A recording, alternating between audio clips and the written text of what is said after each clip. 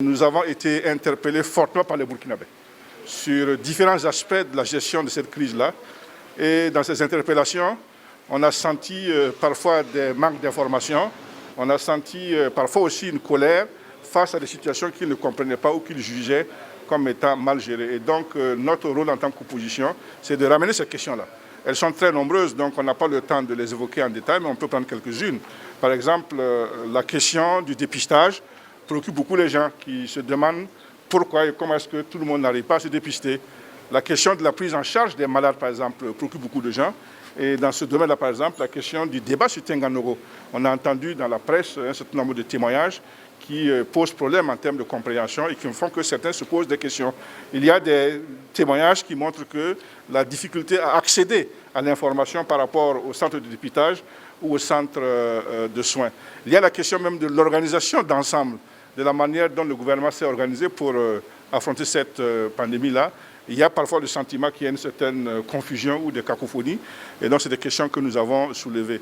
Il y a les décisions qui ont été prises relativement donc, à la gestion des conséquences donc, de la pandémie. Vous savez qu'on avait en son temps fermé des écoles et des marchés. On a procédé récemment à un certain nombre de décisions de déconfinement qui parfois aussi soulèvent des questions. Les gens se demandent si les conditions sont bien remplies pour qu'il en soit ainsi. Il y a la question des masques là, qui vont devenir bientôt universellement imposés à l'ensemble du pays. Un aspect qui a retenu notre attention parmi beaucoup, c'est celui qui a trait à la gestion de tous les fonds qui sont collectés. Notre pays, malheureusement, est dans une situation aujourd'hui, et depuis quelques décennies, où la gestion du bien public pose problème. La course effrénée à l'argent est devenue un démon. Et donc, nous, on ne voudrait pas que des gens malins profitent de cette situation-là pour faire du business et s'enrichir donc sur le dos de l'ensemble des Burkinabés. Sur la question précise, par exemple, de l'ouverture des marchés, nous sommes tous sensibles à la nature économique de la question et à sa crucialité. Et donc, il y a beaucoup de questions comme ça qui sont posées par les Burkinabés et nous, en tant qu'opposition, on a fait notre devoir d'être en tout cas le porte-parole de ces Burkinabés-là pour soulever ces inquiétudes-là. Nous avons reçu en retour donc des réponses de la part des différents membres du gouvernement, mais à ce stade-là, pour nous, ce qui va compter, c'est l'observation pratique que nous allons faire sur le terrain de la manière dont les déclarations officielles là, se traduisent en actes. Ça a été également l'occasion pour nous, une majorité, de faire des observations sur les insuffisances constatées dans la gestion de la pandémie. Mais nous avons rassuré le gouvernement parce que nous savons que cette gestion est une gestion difficile. Pour peu qu'on suive l'actualité internationale, tous les pays ont des problèmes par rapport à la gestion de la pandémie.